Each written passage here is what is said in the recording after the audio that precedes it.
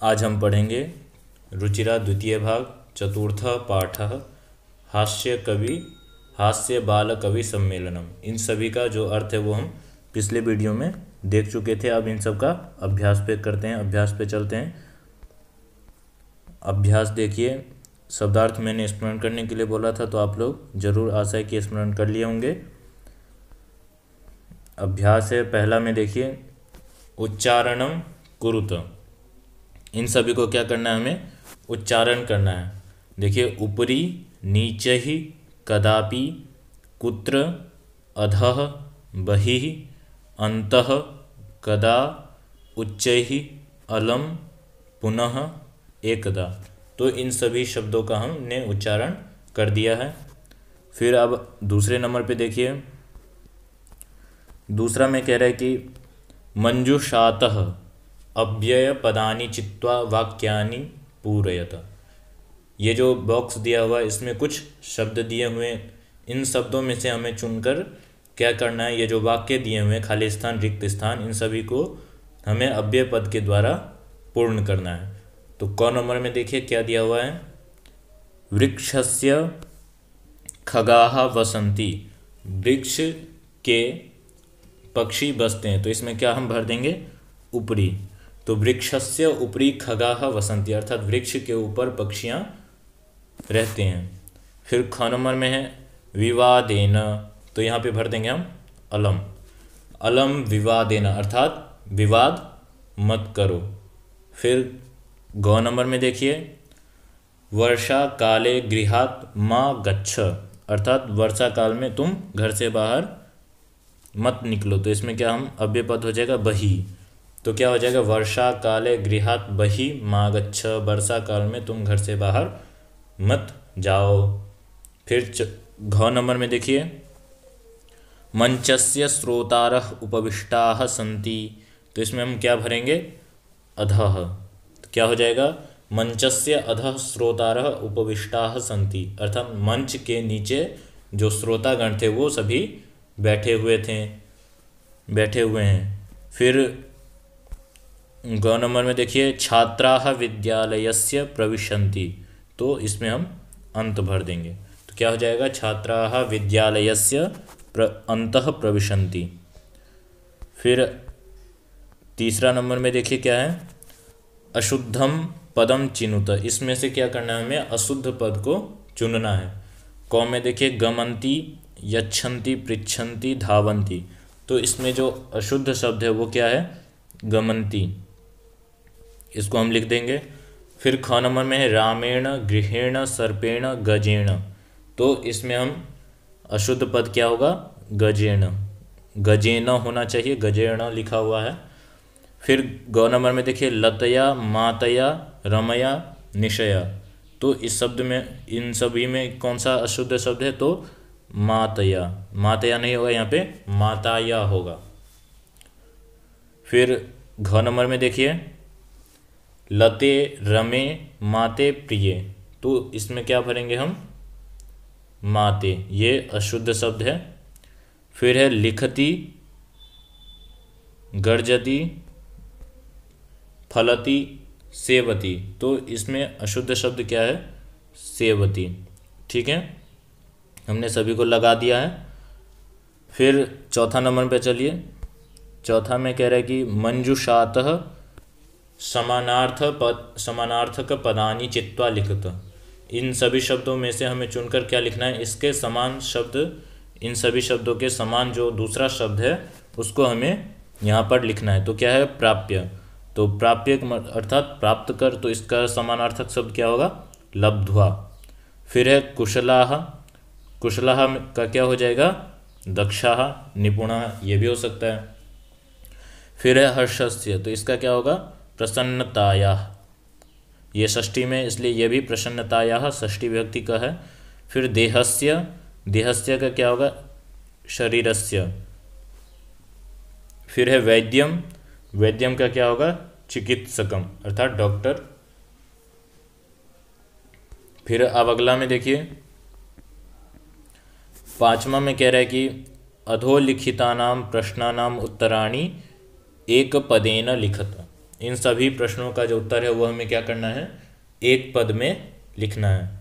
क नंबर में देखिए क्या है, मंचे कति बाल कवयः उपविष्टाः सन्ति। मंच पर अर्थात ऊपर जो मंच था उस पर कितने बालक कवि थे, बाल कवि थे, वो कितने बैठे थे। तो इसका उत्तर हो जाएगा मंचे चत्वारः बाल कवयः उपविष्टाः सन्ति। फिर ख नंबर में देखिए, के कोलाहलम कुर्वन्ति, अर्थात जो हल्ला गुल्ला शोर गुल्ला जो चल रहा था वो कौन कर रहे थे। तो श्रोतारः कोलाहलम कुर्वन्ति, अर्थात जो श्रोता सुनने आए थे वो कोलाहल कर रहे थे। फिर ग नंबर में है, गजाधरः कम उद्देश्यम काव्यम प्रस्तौति, अर्थात जो गजाधर जो बाल कवि था वो किस चीज़ को उद्देश्य करके प्रस्तुति अपनी दे रहा था। तो गजाधरः आधुनिकम वैद्यम उद्देश्य काव्यम प्रस्तौति, अर्थात जो गजाधर था वो आधुनिक वैद्य को लेकर अपना प्रस्तुति दे रहे थे। फिर घ नंबर में देखिए, तुंदिलः कस्य उपरि हस्तम आवर्तयति, तो इसका उत्तर लिखेंगे तुंदिलः तुंदस्य उपरि हस्तम आवर्तयति। फिर है ग नंबर में, लोके पुनः पुनः कानि भवन्ति, तो लोके पुनः पुनः शरीराणि भवन्ति, अर्थात लोक को बार बार क्या मिलता है, तो लोक को बार बार शरीर मिलता है। फिर है 4 नंबर में, किम कृत्वा घृतम पिबेत, तो श्रमम कृत्वा घृतम पिबेत, अर्थात श्रम करके हमें घृत घी को पीना चाहिए। इन सभी का उत्तर हमने लिख दिया है। अब आगे चलिए, 6ठा नंबर में देखिए कह रहा है कि मंजूषातः पदानि चित्वा कथायाः पूर्तिम कुरुत, इन सभी कथाओं की क्या करना है, हमें पूर्ति करना है। देखिए, पुरा एकस्य नृपस्य एकः बानरा आसीत्, क्या है, एक राजा का एक, यहाँ पे खाली स्थान है तो क्या भरेंगे हम, इसमें से भर देंगे प्रिय, एक प्रिय बानर था, एक राजा का एक प्रिय बानर था। एकदा यहाँ पे हम लगा देते हैं प्रिय वानर, ये भराएगा। उसके बाद है एकदा नृपः आसीत्, तो क्या था, एक बार नृपः सुप्तः आसीत्, एक बार राजा सोया हुआ था। फिर वानरः तम अविजयत, तो इसमें हम क्या भरेंगे, व्यजनेन, ये भर देंगे। तो क्या हो जाएगा, वानरः व्यजनेन तम अविजयत, जो बानर था वो पंखा के द्वारा उसको हवा दे रहे था बानर। तदैव एका, यहाँ पे क्या भर देंगे हम, मक्षिका, यहाँ पे देखिए ये है मक्षिका, तो भर देंगे तदैव एका मक्षिका नृपस्य नासिकायाम उपाविशत, ये भर देंगे। तो क्या हो जाएगा अर्थ, तदैव उसी वक्त क्या हुआ, एक मक्खी इधर उधर से उड़ते हुई राजा के नासिका पर उपाविशत बैठ गई। फिर हो जाएगा यद्यपि वानरः व्यजनेन ताम निवारयति स्म, तो यहाँ पे क्या भर देंगे हम, बारम बारम, तो क्या हो जाएगा वाक्य, यद्यपि वानरः बारम बारम व्यजनेन ताम निवारयति स्म, अर्थात जो बानर था, जो प्रिय उसका बानर था, वो बार बार उस मक्खी को वहाँ से उड़ा दिया करता था, किससे, तो पंखा से, व्यजनेन अर्थात पंखा के द्वारा उसको हटा दिया करता था। फिर उसके बाद क्या हुआ, तथापि सह पुनः नृपस्य, यहाँ पे देखिए यहाँ चल रहे हैं, पुनः पुनः नृपस्य, क्या भरेंगे हम इस पे, नासिकायाम एव, यहाँ पे भर देंगे। तो क्या हो जाएगा, वो बार बार क्या करता था, राजा के नासिका के ऊपर आकर बैठ जाया करता था। अंते सह मक्षिकाम हंतुम, क्या किया उसने, खड्गेन, यहाँ पे भर देंगे प्रहारम अकरोत, तो क्या हो जाएगा, अंते सह मक्षिकाम हंतुम खड्गेन प्रहारम अकरोत, अंत में उसने क्या किया, उस मक्खी को हंतुम मारने के लिए, खड्ग बोलते हैं तलवार को, तो तलवार के द्वारा उस पर प्रहार किया। मक्षिका तो उड्डीय गता, यहाँ पे क्या भर देंगे हम, दूरम, तो क्या हो जाएगा, मक्षिका तु उड्डीय दूरम गता, जैसे ही उस मक्खी को वो मारने लगा बानर, तो मक्खी वहाँ से उड़कर तो दूर चली गई, किंतु खड्ग प्रहारेण नृपस्य नासिका छिन्ना अभवत। यहाँ पे छिन्ना भरेंगे तो क्या हो जाएगा, जैसे ही उसने तलवार से मक्खी को मारा तो मक्खी तो उड़ गई, परंतु जो राजा का जो नासिका था, नाक था, वो छिन्न हो गया, कट गया। अतः एव उच्यते, इसीलिए कहा गया है, क्या कहा है, तो मूर्ख जनैः सह मित्रता नोचिता, अर्थात मूर्ख जो लोग हैं उनके साथ हमें मित्रता नहीं करनी चाहिए। तो इस कहानी से हमें यही शिक्षा मिलती है कि हमें मूर्ख लोगों के साथ कभी मित्रता समझौता नहीं करनी चाहिए। फिर अब आगे देखिए, आगे है 7वां नंबर में विलोम पदानी योजयत।